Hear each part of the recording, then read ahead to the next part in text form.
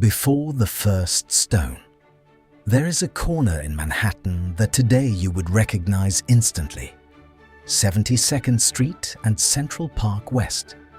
One of the most famous addresses in the world. Tourists photograph it. Movies have been filmed in its shadow. Its name alone carries the weight of a century and a half of history. But close your eyes and travel back. Not to yesterday, not to last decade. Travel back to the year 1880 and stand on that same corner. What do you see? Almost nothing. A stretch of open land on the edge of what New York's newspapers called, with barely concealed contempt, the wilderness. A few scattered buildings, unpaved roads that turn to rivers of mud when it rains. The sound of construction somewhere in the distance, because Manhattan in 1880 is always under construction, always reaching, always becoming something it was not the day before. And yet, on that nearly empty corner, a man is about to make a decision that will change this neighborhood, this city, and the entire concept of how wealthy Americans choose to live.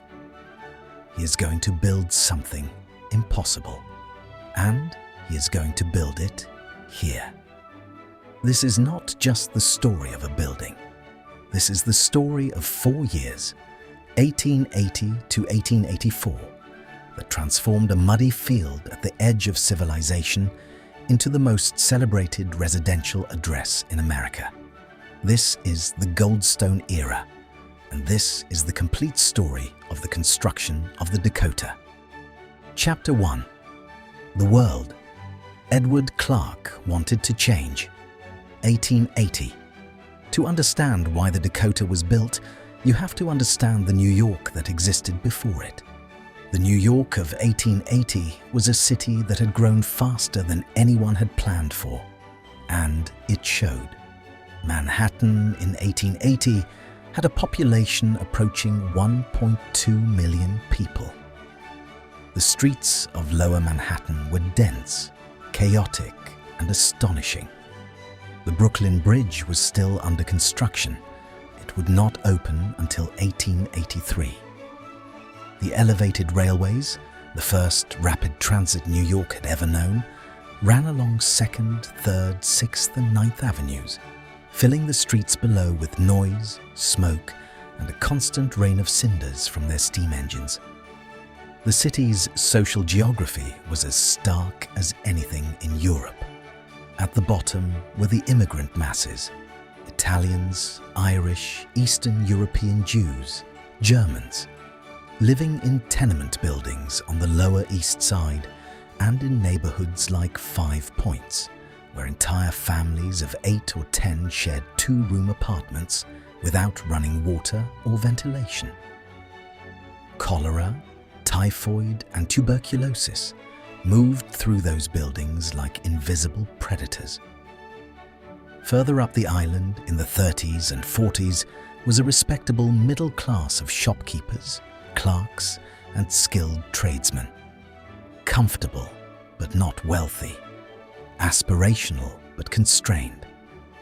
And at the apex, the very top of the social pyramid, were the Gilded Age millionaires who had turned New York into the financial capital of the world.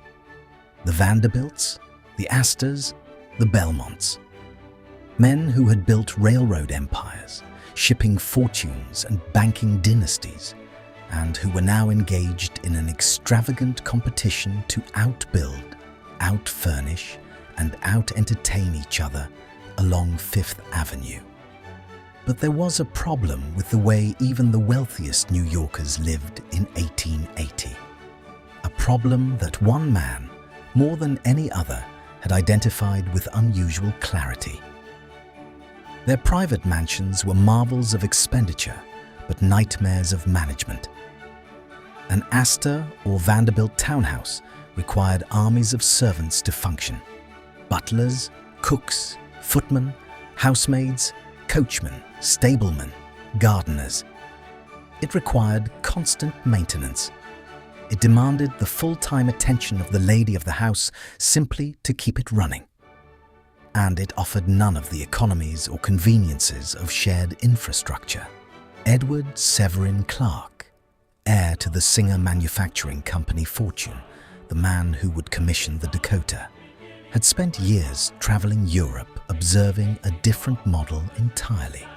In Paris, the grandest residents of the city did not live in private houses. They lived in magnificent apartment buildings on the grand boulevards. In Vienna, the aristocracy occupied imperial-era apartment palaces of extraordinary elegance. Clark returned to New York with a conviction. The future of luxury living in America was not the private mansion. It was the grand apartment building. Designed correctly, it could offer more comfort, more convenience, and more beauty than any individual home. All he needed was a site. And in 1880, he found one, or rather, he chose one, that made everyone who heard about it question his sanity.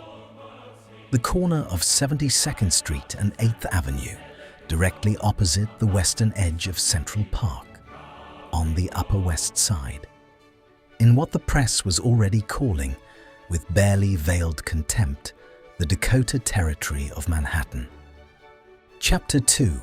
Breaking Ground. Summer 1880.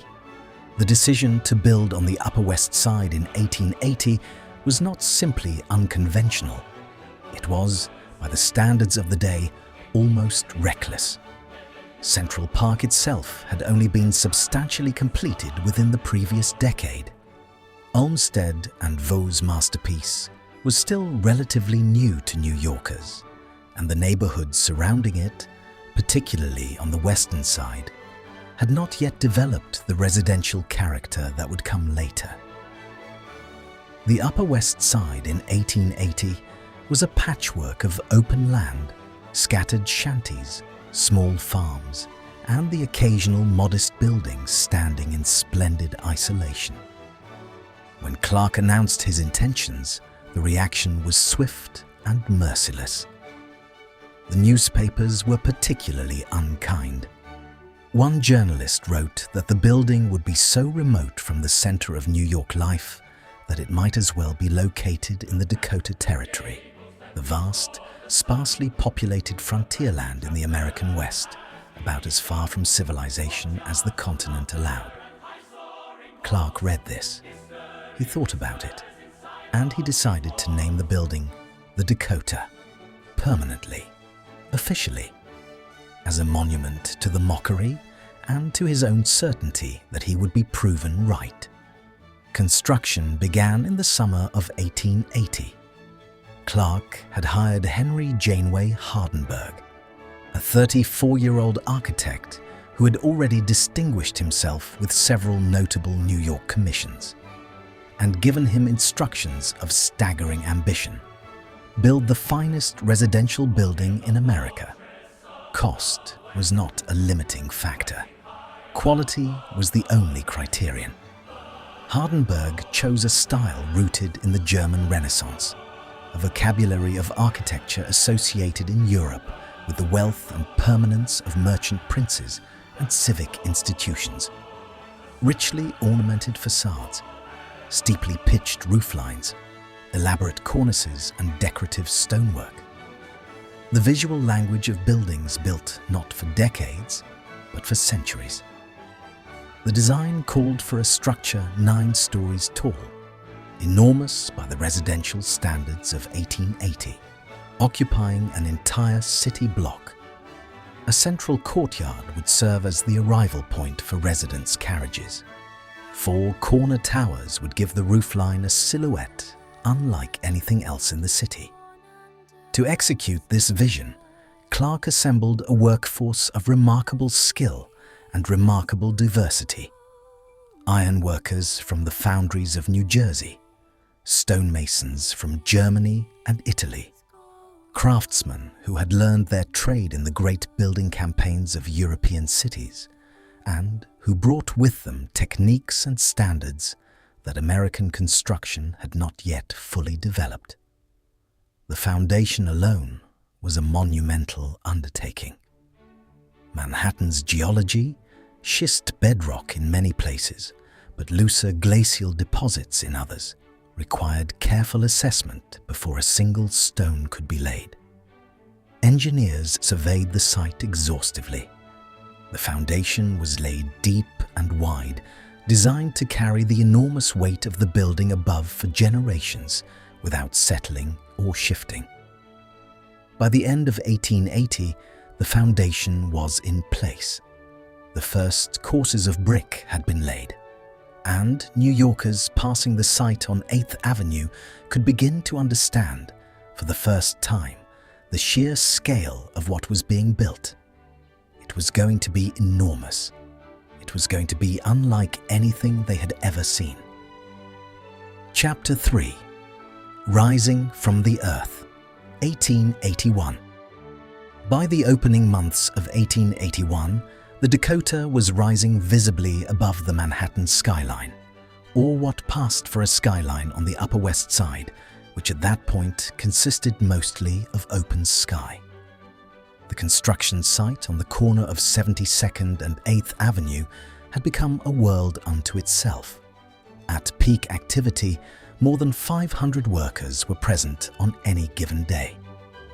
The site operated 6 days a week from first light to last. The sound of hammers and chisels and the grinding of stone-cutting equipment carrying for blocks in every direction.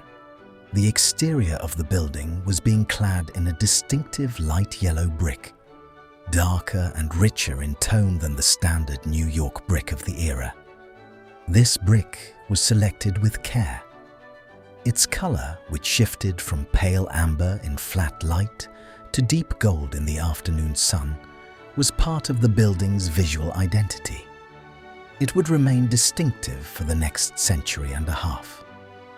Between the courses of brick, teams of stonemasons were executing the decorative work that would make the Dakota's facade one of the most elaborate in New York. Stone medallions carved with plant motifs, elaborate cornices at each floor level, friezes of interlocking geometric and floral patterns running in horizontal bands across the facade, heraldic shields above window arches, balconies of wrought iron, each panel individually forged and assembled. And at the upper corners of the building, watching over all of it with the patient, slightly sinister gaze that stone figures always seem to possess, the gargoyles. The gargoyles of the Dakota are among the building's most remarked upon features. They were not merely decorative. In the tradition of Gothic architecture from which they derived, gargoyles served as waterspouts, architectural elements that directed rainwater away from the building's walls. But at the Dakota, they were also symbols, guardians, stone sentinels with the faces of medieval monsters placed at the heights of the building, as if to watch over everyone who approached. In 1881, when the scaffolding was still up and the gargoyles were being lifted into position by hand, the workers who installed them gave each one a name. None of those names have survived in the historical record, but the gargoyles themselves are still there. Inside the building, the construction was equally extraordinary. The floor plans that Hardenberg had designed were unlike anything in American residential architecture. Each floor contained a small number of very large apartments, in some cases apartments of 12, 14, or even 16 rooms. The ceiling heights in the principal rooms were more than 13 feet. The hallways were wide enough for 2 people to pass comfortably while carrying furniture. The floors were being laid in oak and mahogany parquet, geometric patterns of interlocking wood pieces assembled by specialist craftsmen who treated the floors as works of art. The walls were being plastered to a standard of smoothness that required 3 separate coats, each one allowed to cure fully before the next was applied. The fireplaces, one in virtually every room of every apartment, were being installed in sequence, the marble surrounds fitted by Italian craftsmen who had been brought specifically for this work. Each fireplace was unique. Each was a small monument. New York was watching all of this with a mixture of skepticism and fascination. The press continued to mock the location, but the scale and ambition of what was rising on 72nd Street was impossible to ignore. Even the critics had to admit that, whatever else it might be, the Dakota was going to be extraordinary. Chapter 4. The Technology Inside the Walls, 1881 to 1882. While the exterior of the Dakota was capturing the attention of New York's newspapers, the real revolution was happening inside the walls. Because Edward Clark had not simply hired the best architect in the city, he had also hired the best engineers, and he had given them the same mandate he gave Hardenberg: no limits, the finest technology available, whatever it takes. The result was a building that, from a technological standpoint, was years ahead of everything around it. Consider the moment in history, 1881, 1882. Thomas Edison had demonstrated his incandescent light bulb in 1879. In September 1882, while the Dakota was approaching completion, Edison's Pearl Street station in Lower Manhattan came online, becoming the first commercial electrical generating system in the United States. Electric light in a private residence was, in 1882, not merely a luxury. It was almost mythological. The Dakota was wired for electricity from the beginning of its interior construction. Gas piping was also installed throughout, because in 1882, no one was certain how reliable the electrical supply would prove. But the primary illumination system was electric. When residents moved in, they would be able to illuminate their apartments at the touch of a switch. In a city where most people still used candles or oil lamps, this was extraordinary. The heating system was equally advanced. A network of steam boilers in the basement, massive iron furnaces that consumed coal by the ton, heated water to produce steam, which circulated through a grid of pipes running through every wall of every apartment. Cast iron radiators in each room provided consistent warmth, regardless of the temperature outside. In the brutal winters of 1880s New York, when the Hudson River froze solid and temperatures dropped below 0 Fahrenheit, this was not a luxury. It was a transformation of daily life. The water systems were no less impressive. The Dakota had its own rooftop water tanks, large wooden tanks that would become a characteristic feature of the New York skyline in the decades that followed, fed by pumps driven by steam power.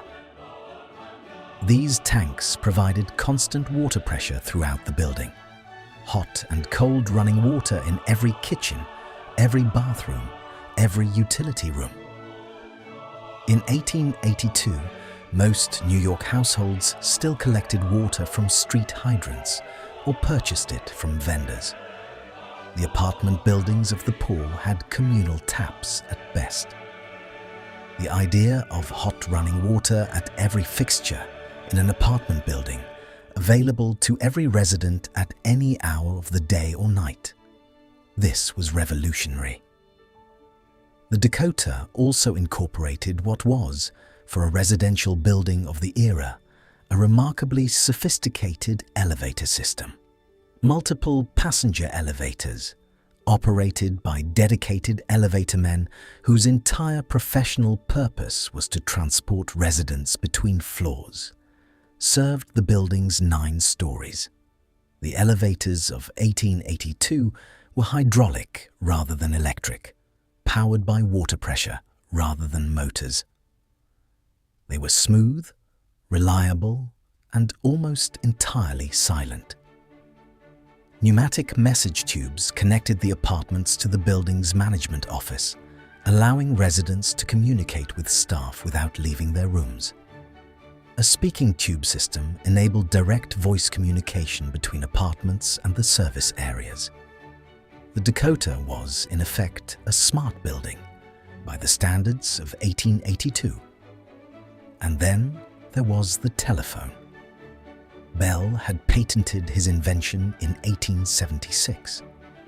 By 1882, telephone service was expanding rapidly in Manhattan, though it remained rare enough to be remarkable. The Dakota's construction incorporated telephone wiring throughout the building, an amenity so unusual that it was specifically noted in the press coverage of the construction. Residents of the Dakota would be able to speak in real time to people across the city. In a world still largely dependent on written messages and physical messengers, this was a technology that felt genuinely magical. Chapter 5. New York Transformed, 1882 to 1883. While the Dakota rose on its corner of 72nd Street, the city around it was undergoing its own profound transformation. The years 1882 and 1883 were, in retrospect, among the most consequential in New York's history. In May 1883, the Brooklyn Bridge opened to traffic. 14 years in construction, longer than anything that had existed before. A suspension span of 1,595 feet across the East River, connecting Manhattan and Brooklyn for the first time with a permanent crossing. The opening ceremony was attended by President Chester Arthur and Governor Grover Cleveland. 100,000 people crossed the bridge on its first day. New York wept with something close to collective pride. The elevated railways were expanding rapidly, pushing northward up the avenues and changing the character of the neighborhoods below them. The 6th Avenue L ran almost directly past the Dakota's construction site. Workers on the building's upper floors could watch the steam trains pass at eye level, close enough to feel the rush of displaced air. Downtown, the financial district was building upward in ways that would have been unimaginable a decade earlier. The Tribune Building, completed in 1875, had introduced the concept of the tall office building to New York. The Western Union Building followed, each one taller than the last. Manhattan was beginning, tentatively, experimentally, to reach for the sky. And New York's social life was as intense and theatrical as ever. Mrs. Caroline Astor continued to reign as the arbiter of who mattered in society. Her annual ball, held each January, was the most scrutinized event in the city's social calendar. An invitation was validation. Its absence was a verdict. The Vanderbilts, newly enriched by railroad fortunes that made the Astors seem almost modest by comparison, were conducting their own campaign for social legitimacy. In 1883, Alva Vanderbilt threw a costume ball at the family's new mansion on Fifth Avenue that became the most talked-about social event in New York history to that point. 1,200 guests, costumes that had cost fortunes, supper served at midnight by armies of caterers. These were the people, or people like them, for whom the Dakota was being built. And in 1882 and 1883, as the building's upper floors were being completed and its interiors finished to an extraordinary standard, it was becoming clearer to those who had watched its construction closely that Clark had been right. the mockery was beginning to fade, replaced by something that looked cautiously like respect. The New York Times, which had covered the construction with a mixture of skepticism and curiosity, published a lengthy piece in 1883 describing the building's interior appointments in terms that left no room for ambiguity. The Dakota was unlike anything New York had ever seen. Its apartments were palaces. Its technology was the future. Its construction was a masterwork. The wilderness, it seemed, was no longer quite so wild.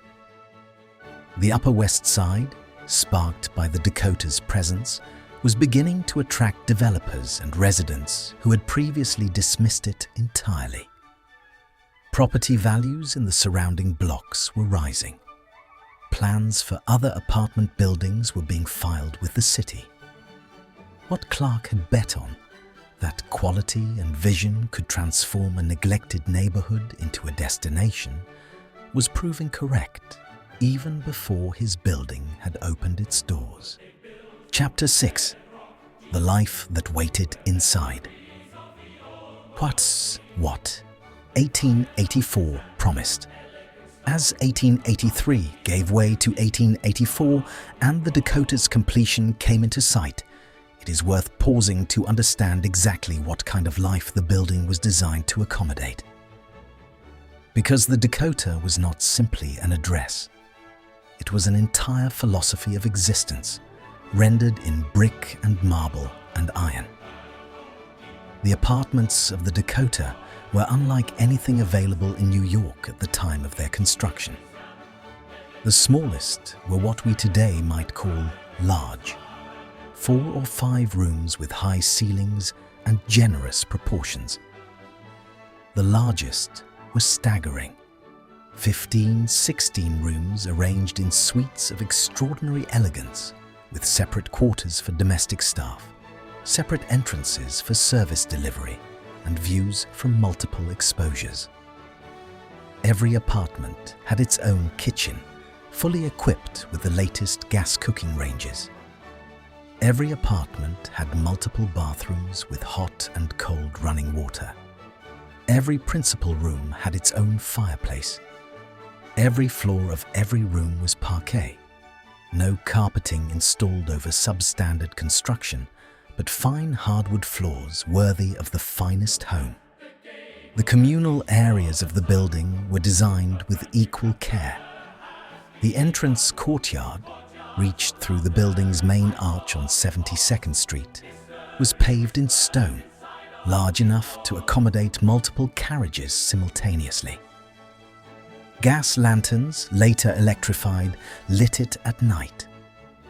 The lobby beyond was finished in materials of hotel-level grandeur.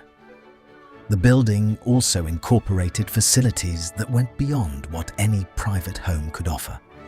A communal laundry in the basement, staffed and equipped. A storage area for residents' seasonal belongings. Furniture, trunks, equipment, managed by the building. A coal and fuel storage system that ensured uninterrupted heating through the winter months. And the staff. The building employed a permanent workforce that operated around the clock. Doormen who knew every resident by name and every visitor's purpose. Elevator operators who worked in rotating shifts so that no resident ever waited more than moments. Engineers who monitored the steam system, the water system, and the electrical connections continuously. A building superintendent who coordinated all of it with the precision of a military operation. For the residents who would move in, the daily life available to them would be extraordinary by any standard. Mornings would begin with breakfast served in private dining rooms by their own household staff, butlers and maids who lived in the upper floor service quarters. The day would proceed according to the elaborate rhythms of Gilded Age social life. The ladies of the house would receive morning callers, a social ritual governed by protocols almost Byzantine in their complexity. Cards would be exchanged, visits timed to the quarter hour, carriages housed in the building's own stabling facilities on 73rd Street would carry residents to the afternoon carriage parade in Central Park, barely 100 yards from their front door. Evenings would bring dinners that were ceremonies in themselves, 7 or 8 courses served over 3 or 4 hours with the finest wines on china and silver that represented a family's accumulated wealth and taste. Music after dinner from the Steinway or Bechstein that occupied the music room of virtually every apartment. It was a life designed down to its smallest detail. A life in which every comfort had been anticipated, every inconvenience eliminated, every aesthetic experience elevated to the highest possible standard. And underlying all of it was the building itself, those thick walls of yellow brick, those soaring ceilings, those gargoyles watching from above, providing the physical framework that made everything else possible. A building so solidly constructed, so completely conceived, that it would still be standing and still be remarkable a century and a half later. Chapter 7. Completion and Opening, 1884. In the autumn of 1884, the Dakota was complete, 4 years after the first stones of its foundation were laid in the summer of 1880. 4 years of construction through New York winters cold enough to freeze the Hudson solid, through summers of punishing heat, through the death of its creator. Edward Severin Clark had died in 1882, before the building he had conceived was finished, through every doubt and obstacle and setback that 4 years of major construction inevitably produces. The final cost was approximately $2 million. In 1884 terms, this was an extraordinary sum, roughly equivalent to $60 or $70 million today. No residential building in America had ever cost so much to construct, and no residential building in America had ever offered so much. The building contained 65 apartments, a number that seems almost modest by modern standards, but which reflected the extraordinary size of each residence. The smallest apartments were generous by any measure. The largest were genuinely palatial, more than adequate for a family of wealth accustomed to living in a private mansion. When the first residents arrived in 1884, what they encountered was a building that fulfilled and, in many respects, exceeded the promise of its construction. The ceilings were as high as drawings had suggested, and even more impressive in person. The parquet floors caught the light beautifully. The marble fireplaces were sculptural objects worthy of a museum. The electrical lighting, so new that some residents had to be shown how to use the switches, illuminated the rooms with a quality of light that gas had never managed to achieve. And the view from the upper floors, across Central Park, which by 1884 had reached its full designed maturity as a landscape, was simply without equal in the city. New York took note. The same press that had mocked the building's location 4 years earlier was now writing in admiring terms about its completion. The Real Estate Record and Builder's Guide, the most authoritative voice in New York's property world, called it the finest apartment building in the United States. The Dakota Territory had become the center of the universe, and Edward Clark, who had not lived to see it, had been right about everything. The Upper West Side, catalyzed by the Dakota's presence and success, began its transformation in earnest. Other luxury apartment buildings followed within years: the Beresford, the San Remo, the Ansonia. Each one owed something, in concept if not in detail, to what Clark and Hardenberg had demonstrated was possible in 1880 on a muddy corner of 8th Avenue. Chapter: Closing 4 years that built forever. 4 years. 1880 to 1884. That is all it took to build something that has endured for over a century and a half. Something that still stands on the same corner, facing the same park, with the same gargoyles watching from the same heights. The men who laid those first foundation stones in the summer of 1880 could not have imagined what they were beginning. The stonemasons who carved the gargoyles could not have known that those stone figures would still be looking down over Manhattan 140 years later. Edward Clark, who commissioned the whole impossible dream, did not live to see its completion, but the building completed itself, as great buildings do. As if the idea, once fully realized in stone and iron and brick, had a life of its own that would outlast the people who had made it. The Dakota was built during 4 years when New York was transforming itself at a speed that seems almost incomprehensible in retrospect. The Brooklyn Bridge was being finished. Electricity was arriving. The telephone was changing how people communicated. The elevated railways were reshaping the city's geography. A new America was being assembled piece by piece, year by year. And in the middle of all of that, on a corner that everyone said was too remote, too ambitious, too far from everything that mattered, one building went up that would become, in time, the most recognizable apartment house in the world.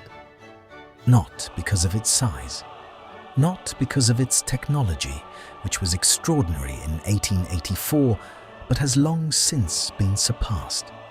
Not because of its famous later residents, or its tragedies, or the legends that accumulated around it over the decades, but because of the idea that built it, the idea that quality is permanent, that beauty lasts, that if you build something with absolute conviction and absolute craft, it will still be standing and still be remarkable long after everyone who doubted you is forgotten.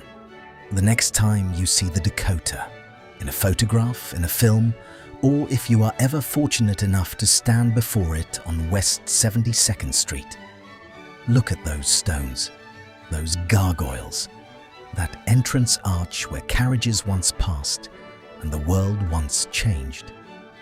And remember that it all began in the summer of 1880 with a man who was called a fool, and a corner that everyone said was nowhere.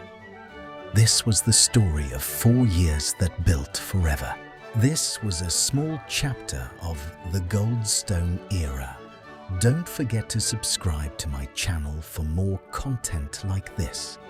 See you soon, my dear friends.